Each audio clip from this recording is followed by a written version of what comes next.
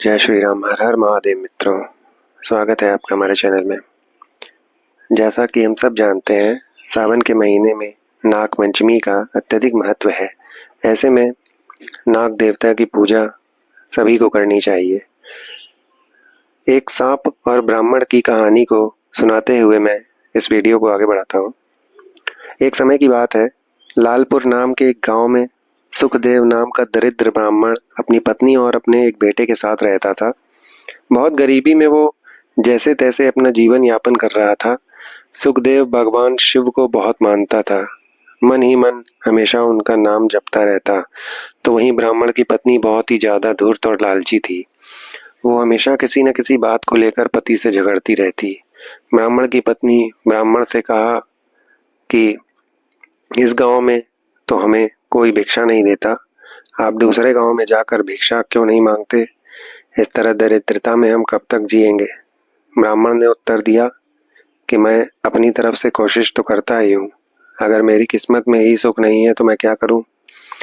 इस पर ब्राह्मण की पत्नी बोली, आपकी बातें खाली बड़ी बड़ी ही निकलती हैं, काम करने के नाम पर कुछ नहीं करना है।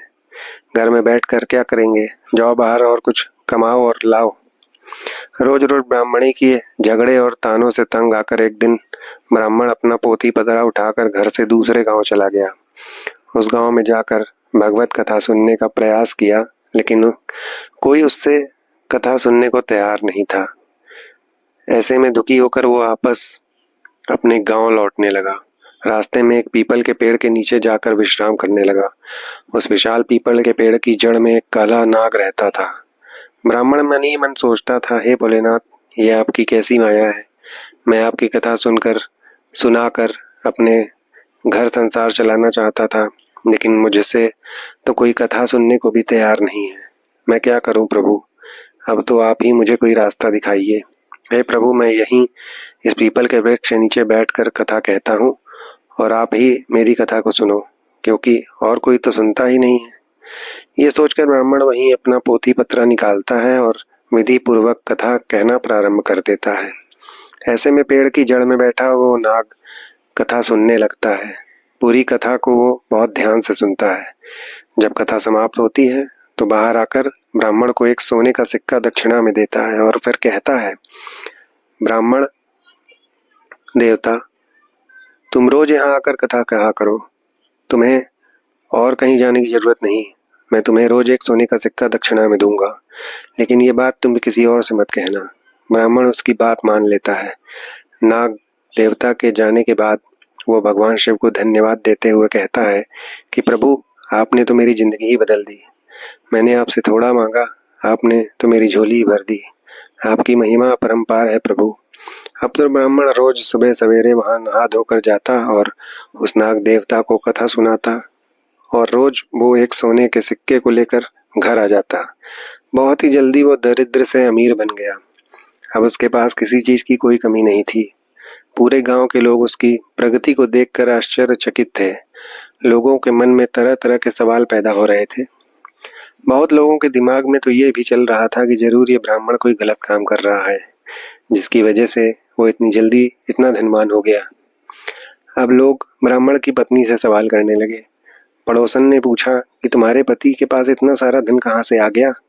आखिर ऐसा कौन सा काम करने लगा है वो? ब्राह्मण की पत्नी बोली, वो दूसरों को दूसरी जगह पर जाकर कथा सुनाते हैं, उसी से उन्हें जो धन मिलता है वो ले आते हैं। पड़ोसन ने बड़ा आश्चर्य से कहा, कथा सुनाने के लिए इतना धन कौन भला देता है? अब तो ब्राह्मण की पत्नी के मन में भी कई सवाल उठने लगे थे। तो वो पति से पूछती है कि आपको इतना धन कौन देता है? लेकिन ब्राह्मण ने तो नाग देवता से कुछ न बताने का वादा किया था, इसलिए वो कुछ नहीं बताता। लेकिन उसकी पत्नी तो उसके पीछे ही पड़ गई। वो हर जिद करने लगी जिससे ब्राह्मण सोने के सिक्के के बारे में उसे बता दे कि वो कहाँ से आता है। ऐसे में एक दिन ब्राह्मण विवश हो गया और उसने धीरे से पत्नी को नाग के बारे में सब बता दिया। अब तो उसकी पत्नी के मन में काफी ज्यादा लालच आ गया। उसने सोचा कि जरूर उस पीपल के पेड़ के नीचे कोई खजाना है, जहाँ से वो नाग सोने की मुहर लेकर आता है। अगर उस नाग को मार दिया जाए तो पूरा खजाना मिल सकता है। इसलिए ब्राह्मणी ने अपने पति को खाने में नशे की दवा मिला दी, जिससे सुबह को उसकी नींद ही नहीं खुली। और उससे अपने जवान बेटे को उठाकर कहा। ब्राह्मण की पत्नी अपने बेटे से कही, सुनो बेटा, वहाँ पीपल के पेड़ के नीचे रोज तुम्हारे पिता कथा कहते हैं, जिसे सुनने के बाद एक नाग सांप आकर उन्हें सोने का सिक्का देता है। उस पीपल के पेड़ के जड़ में जरूर कोई खजाना दबा हुआ है। आज तुम वहाँ जरूर जाओ, कथा कहो, और जब कथा समाप्त होने लगे वो सांप तुम्हें सिक्का देने आए, उसे मारकर उस पेड़ के नीचे खूब सारा खजाना रखा हो पूरा लेकर आना। बेटे को भी लालच आ गया और वो पोथी पत्रा लेकर उस पीपल के पेड़ के नीचे जा पहुंचा और जाकर कथा कहने लगा। जगन्नाथ देवता सिक्का लेकर उसे देने आए। उसने नाक पर फावड़े से प्रहार कर दिया, जिससे नाक का पूंछ कट गई और वो किसी तरह बचकर वहां से निकल गया। जैसे ही ब्राह्मण के बेटे ने पेड़ के नीचे खोदना शुरू किया तो नाग ने पीछे से उस ब्राह्मण के बेटे को डस लिया, जिससे उसकी मृत्यु हो गई। इधर जब ब्राह्मण का नशा टूटा तो उसने देखा कि उसका पोथी पत्रा वहां नहीं था। उसे समझ में आ गया कि कुछ तो गलत हुआ है। वो जल्दी जल्दी से पीपल के पेड़ के पास गया। अपने बेटे को मृत देखकर दुखी हो गया। अब उसे सारी बात समझ में आ गई थी। उसने अपने बेटे के मृत शरीर का अंतिम संस्कार किया। उसके बाद उसने अपनी पत्नी से कहा। ब्राह्मण ने अपनी पत्नी से कहते हुए, मुझसे बहुत बड़ी भूल हो गई कि मैंने नाग देवता को मना करने के बावजूद तुम्हें ये बात बताई। आज तुम्हारे लालच की वजह से मैंने अपने पुत्र को खो दिया है। लेकिन उसकी पत्नी को ब्राह्मण की इन बातों का कोई असर नहीं हुआ। दूसरे दिन उसकी पत्नी ने उससे कहा कि आप जाकर उस नाग देवता को कथा सुनाइए, कम से कम घर का खर्चा तो चलता रहे।